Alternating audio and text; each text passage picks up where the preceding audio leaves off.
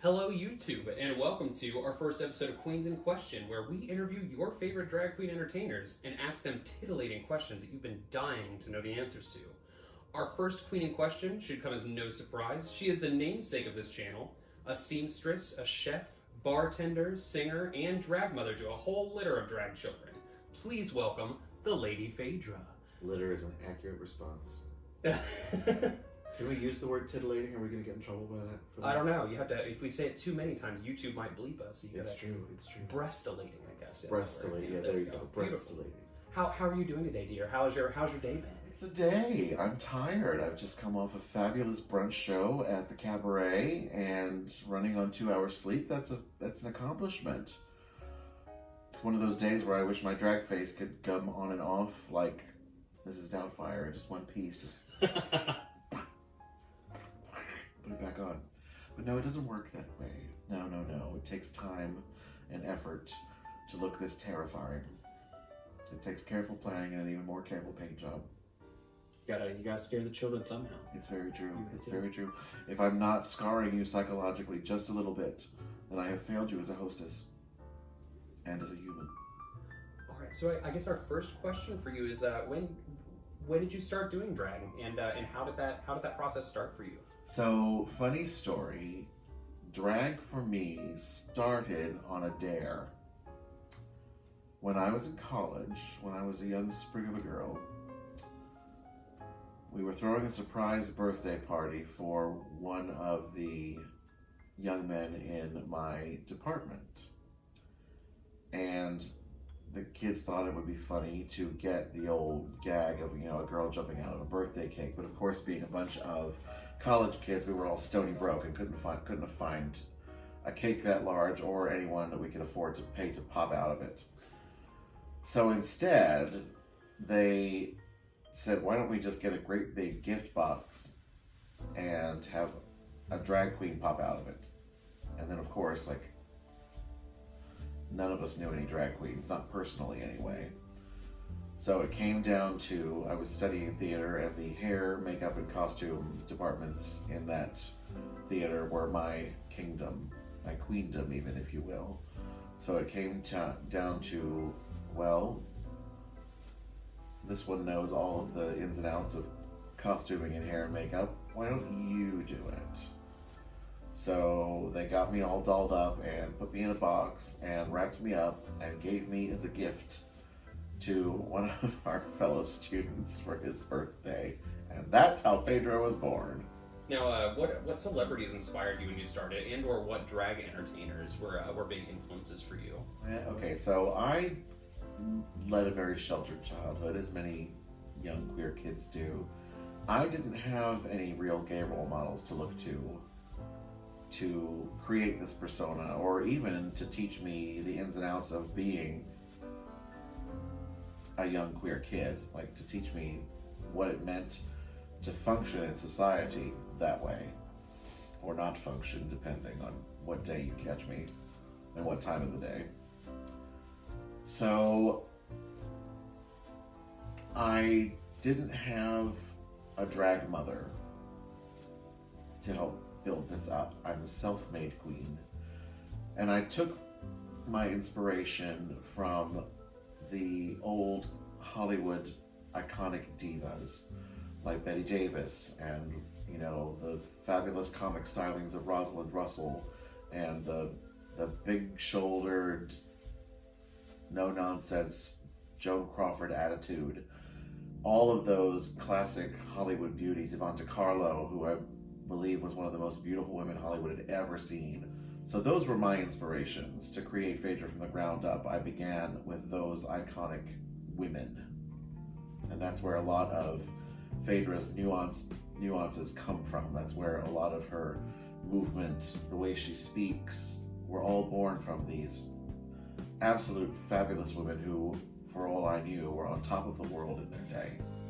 Now, tell us about the strangest gig story that you've got. Now, this could be the weirdest place you've performed drag, could be the strangest booking you've ever had, or maybe just a funny or weird story about a gig you've had. I know drag gets weird, baby. I mean, drag is weird. If it weren't weird, what's the point? Why? I mean, like, drag is protest. Drag is art. It should be a little bit weird at all times, even when you look flawless. It should. Not that I'm saying I do, but not that I'm saying I don't. It should be a little bit weird. And you're right. I have officiated weddings in drag and out of drag. I'm available for very reasonable rates. I have tended bar and waited tables in drag. I have done all sorts of things, but like,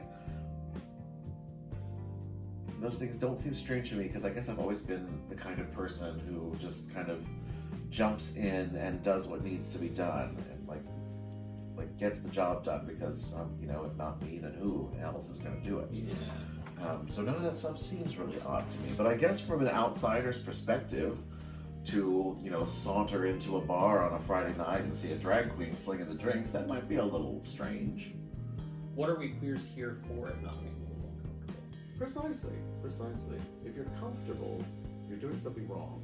Now, along those same kind of lines, drag can be a lot of things. It can be funny, campy, jaw-droppingly gorgeous, head-turning, terrifying. The list kind of goes on. But I want to hear about a number that you've done in the past, or that you're working on maybe, that was really emotional for you. Something moving, either something that meant a lot to you, or something that really touched you. I have been touched many times in my day.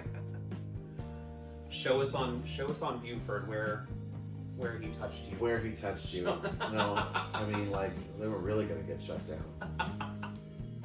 To me, drag is art, and it can be very political, it can be a form of protest. It should be all of those things in one way or another.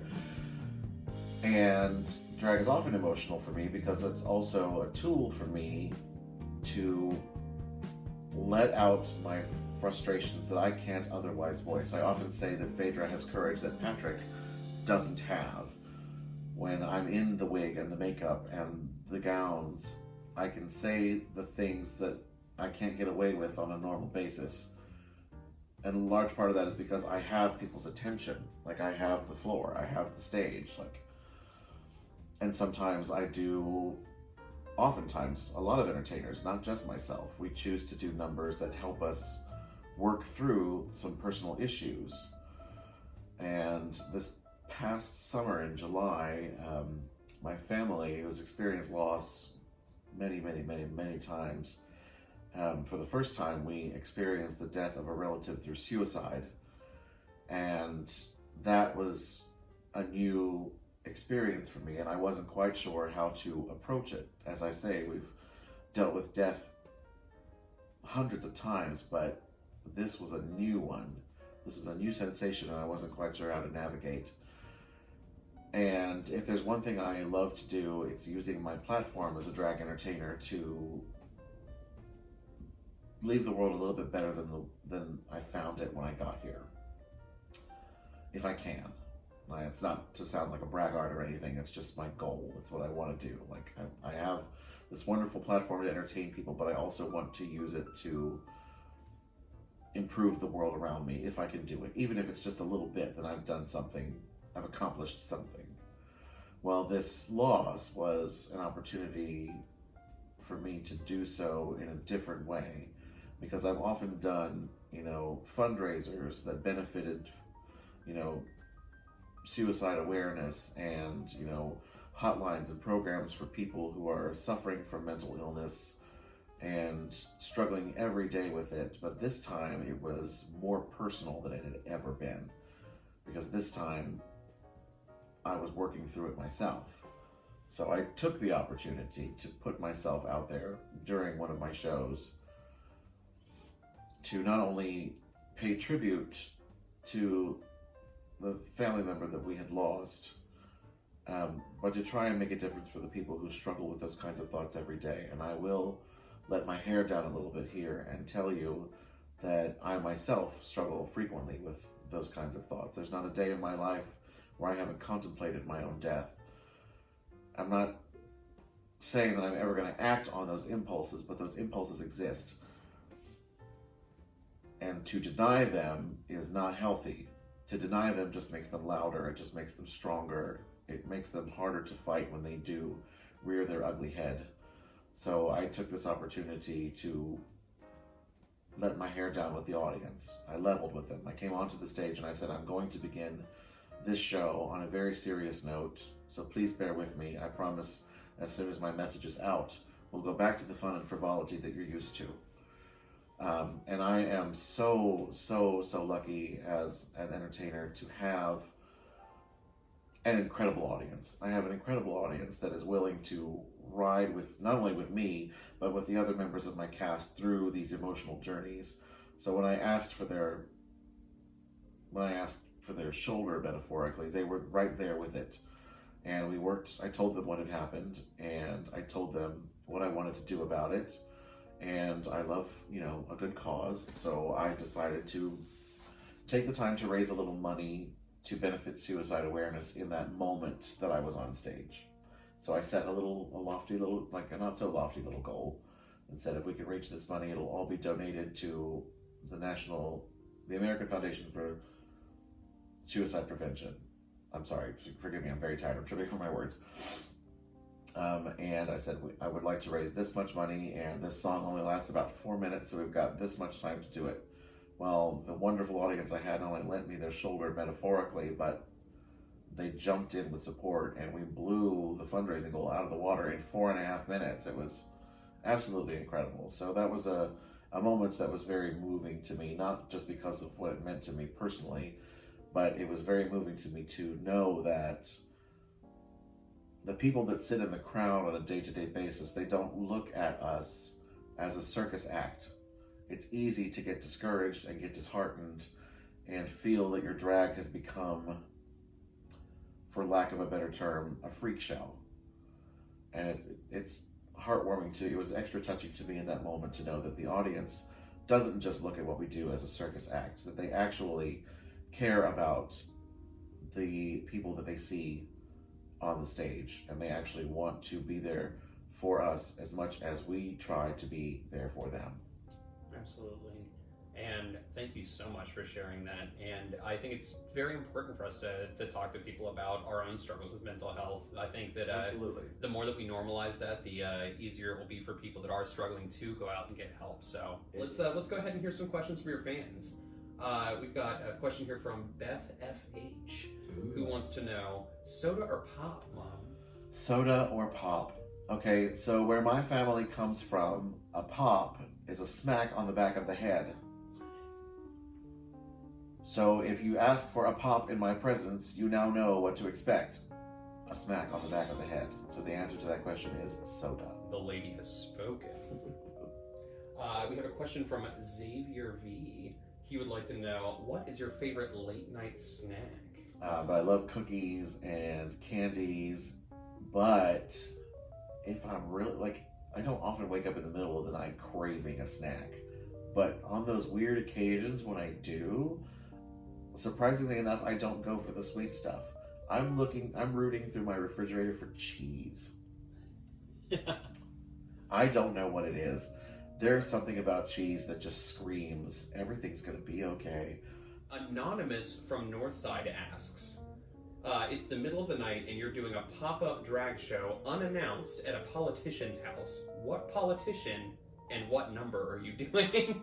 That's an excellent question. That is a really good question. Because you guys know, anybody who knows anything about me should know, there is a fire in my belly for shitty politicians. For politicians in general, I hate them. They're a terrible lot of people. But there's been one who's really been getting on my tits lately, and not in a good way, and her name is Marjorie Taylor Greene. Like saying her name makes my stomach turn. She's really been getting on my tits lately. She's a QAnon crazy who somehow managed to score a seat in the House of Representatives from the state of Georgia. I don't know what they put in the water in Georgia, but y'all gotta get your shit together. Okay? Now, this is a hard number to pull off because it's technically a group number, but there's a wonderful song from Shrek the Musical called Freak Flag. And the whole chorus is, let your freak flag wave, let your freak flag fly, never take it down, raise it way up high. I think that would be the kind of song I would want to perform. as a pop-up in the middle of the night on Marjorie Taylor Greene's front lawn. And then our last question from the audience is Hungry Bottom 513 asks, you host? You host. Not during a pandemic, darling. You tell them. So where can we catch the Lady Phaedra in the coming weeks? What gigs do you have coming up?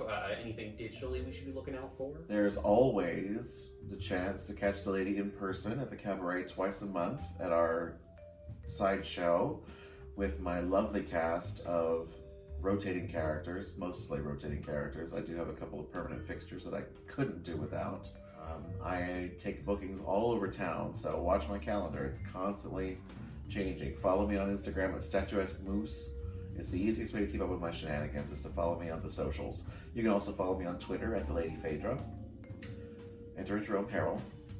I love Twitter. I can finally follow people without getting the cops called on me. So follow at your own discretion. Yes, that's the only warning you're going to get. And of course, we have our fabulous digital sideshow specials right here on our YouTube channel that come out once a month. Plus, we're working on so much exciting new content that we can't wait to get up and running, including this interview session, which you're seeing right now. This will be the first in a series of interviews with local entertainers, so stay tuned.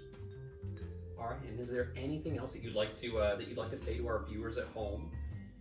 Yes.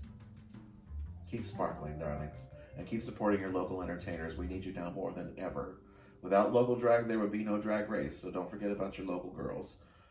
None of us are doing well right now because, you know, the pandemic has hit the service industry and the gig culture industry the hardest. So we're all struggling to keep afloat right now, but we're still willing to do our thing and twirl on the boards for you. So make sure you're showing up and showing out just like you have been doing, and we are so grateful for it.